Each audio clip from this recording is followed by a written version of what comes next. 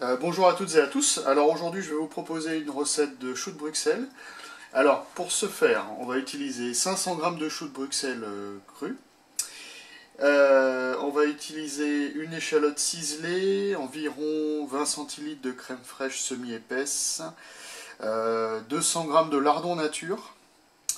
Et j'ai pris environ 2 cuillères à café de ciboulettes séchées. Alors dans un premier temps, mes choux de Bruxelles, je vais quand même les préparer. Vous voyez, les pieds sont pas très beaux. Donc je vais les couper, juste comme ça. Hein. Hop, je vais mettre ça là, puis il y a quelques feuilles qui vont partir. Moi, elles sont généralement un petit peu abîmées, c'est un petit peu l'extérieur, mais bon, c'est pas très grave, hein, on peut les laisser. Hein, pas... Et on va les mettre là, d'accord? Là, celle-là, elle est bien, je vais la garder comme ça. Ça c'est bon, ça c'est bon. Allez, on attaque. Ok, maintenant je vais les laver à l'eau froide.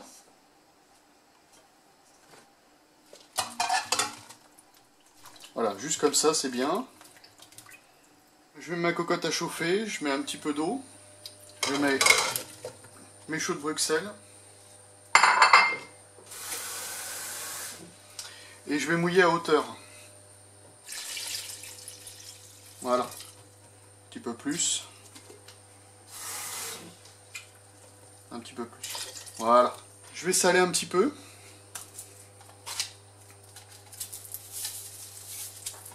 Je vais couvrir.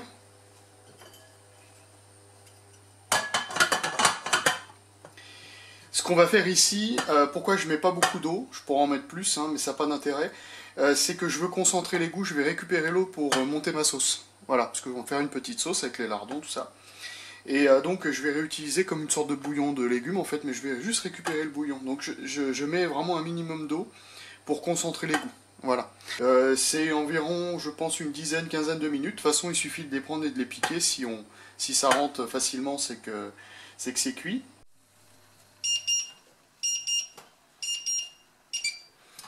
Alors, j'ai vérifié la cuisson. Au bout de 10 minutes, ils étaient encore un petit peu durs. J'aime bien quand ils sont fondants. Là, on est à un quart d'heure de cuisson. Voilà, comment je rentre le couteau, ça rentre tout seul. Donc, c'est cuit. Là, je vais récupérer. Donc, j'ai cuit environ un quart d'heure à couvert. 8 sur l'induction, donc feu assez fort. Là, je récupère mon écumoire. Je récupère mes choux. Et je les plonge dans l'eau froide. Ça va arrêter la cuisson. Et ça, je réserve.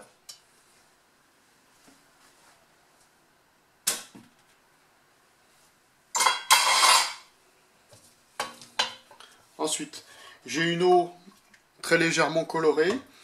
Je vais m'en servir donc de fond de cuisson, de fond de légumes, pour aromatiser la cuisson de ma sauce. Je fais chauffer ma poêle. Je vais mettre un petit fond d'huile d'olive. Je vais faire revenir un petit peu les échalotes. Suer 30 secondes, pas plus. Je vais après mettre mes lardons et je vais les laisser compoter 5-6 minutes à feu moyen, histoire que, enfin même à feu doux, on va dire, histoire de faire bien fondre les échalotes et que concentrer vraiment les goûts. Je vais mettre pas trop d'huile. C'est l'équivalent d'une bonne cuillère à soupe. Je vais faire revenir mes petites échalotes.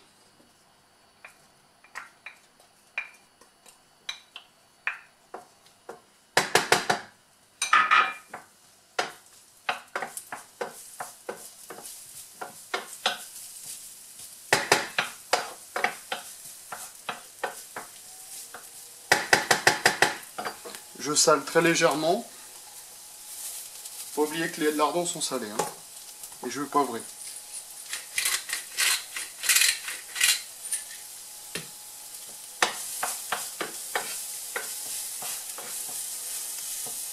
Voilà, l'idée est de faire suer les échalotes quelques secondes.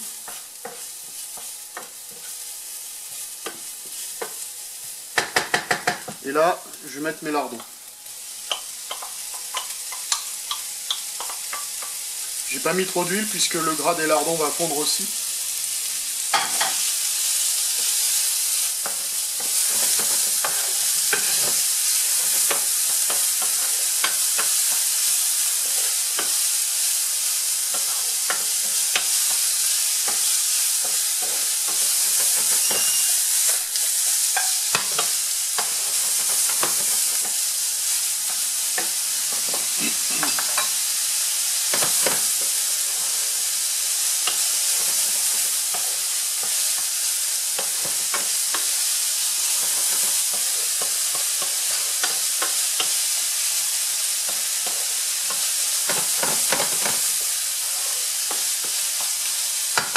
Voilà, l'idée est de bien saisir au moins la bonne première minute, les 2 premières minutes, que ça soit bien saisi.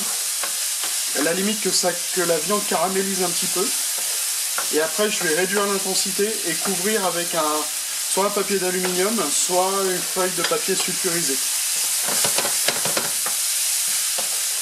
Là le gras est bien réparti.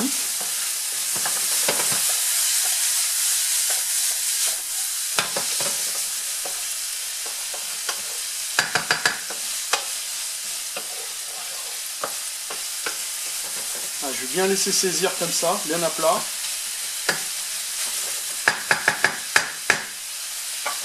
À ce stade et dans le restant de ma recette, je ne mettrai plus de sel du tout.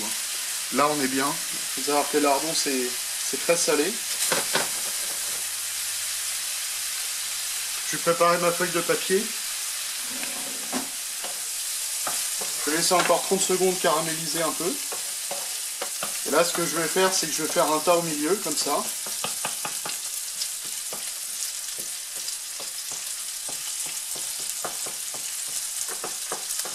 Je vais baisser.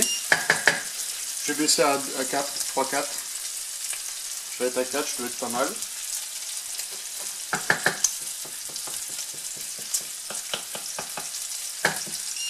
Je vais baisser à 3.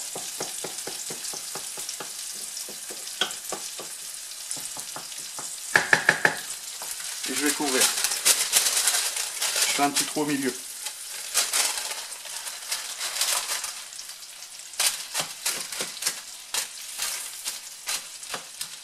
Je vais laisser compoter comme ça. Là, il y a encore de l'activité, je le sens. Je descends. Quand je vois qu'il se passe plus grand chose, je remonte progressivement parce que là, il y a eu beaucoup de chaleur d'accumuler. J'essaye de bien fermer ça. Je sais que c'est pas évident. Voilà. Bien laisser concentrer les goûts. Un petit puits au milieu. C'est très bien. On peut laisser ça comme ça 5-10 minutes. Alors, il faut le remuer toutes les 2 minutes pour éviter que la couche en dessous crame. Donc on essaye de retourner un petit peu l'ensemble. Donc on va le laisser comme ça déjà 2 petites minutes. Là ça a bien baissé en termes d'activité, c'est l'avantage de l'induction, c'est que ça réagit très vite. Par rapport à la vitrocéramique où vous accumulez quand même beaucoup de chaleur, c'est pas évident. Là il y a un petit peu d'activité, ça me va, parce que là ça va pas cramer. Là ça va mijoter tranquillement comme ça. Voilà. On va le laisser comme ça.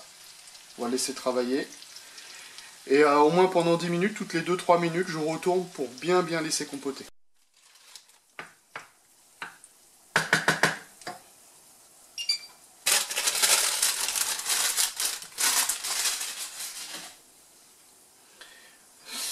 Ok, donc là ça a mijoté tranquillement.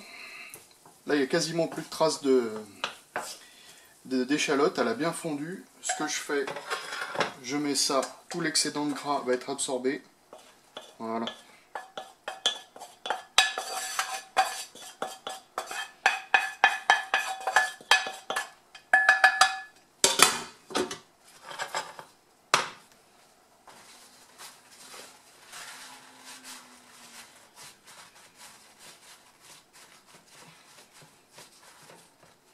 Je laisse ça s'absorber 1 minute. Je repasse ici.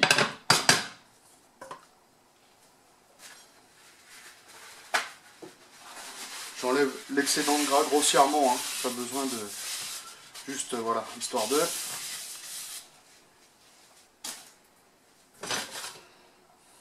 On va remettre à chauffer. Là, je vais mettre à chauffer fort. Le but ici, c'est de reprendre un petit peu de température. On remet les lardons. On mouille avec le bouillon qui a servi à cuire les choux de Bruxelles. On fait réduire, on crème. Et c'est parti.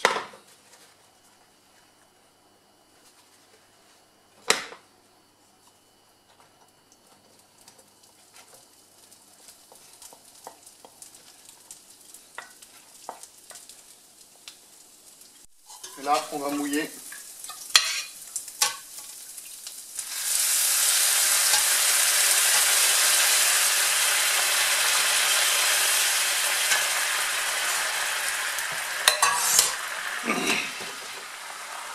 À hauteur,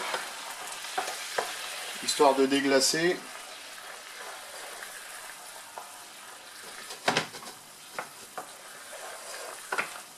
Alors si on en met un petit peu trop d'eau, c'est pas très grave. À ce stade-là, je mets ma ciboulette. Je mélange.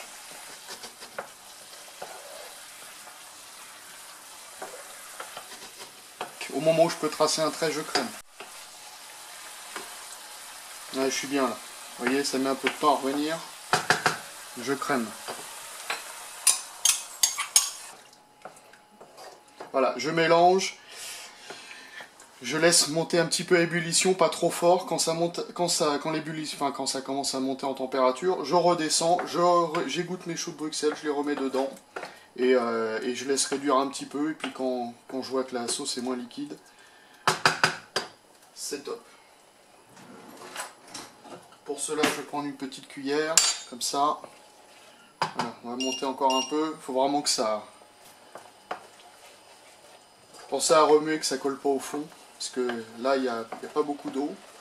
Ouais, là, ça monte bien. Bien monter la température, bien répartir. Et là, vous voyez, là, je baisse. Je vais baisser à 6. Alors, si vous êtes sur une vitro, peut-être passer à une autre, ou lever comme ça. C'est ce que je faisais avant quand j'avais de la vitro. Je lève le temps que ça refroidisse bien et je redescends. Voilà, comme ça. Là, elle n'est pas encore assez épaisse. Mais à ce stade, je peux remettre mes choux de Bruxelles.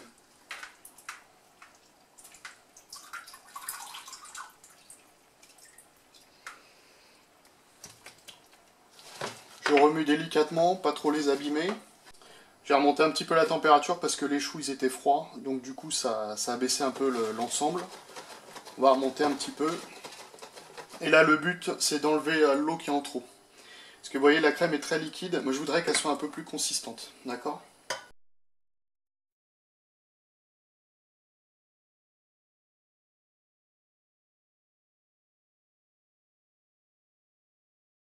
Voilà, on a laissé réduire 5 bonnes minutes. À ce stade, la crème est bien comme il faut. Vous voyez, si je peux tracer un trait dessus, c'est qu'elle est bien. En termes de goût, on n'est pas trop salé, mais on est salé quand même.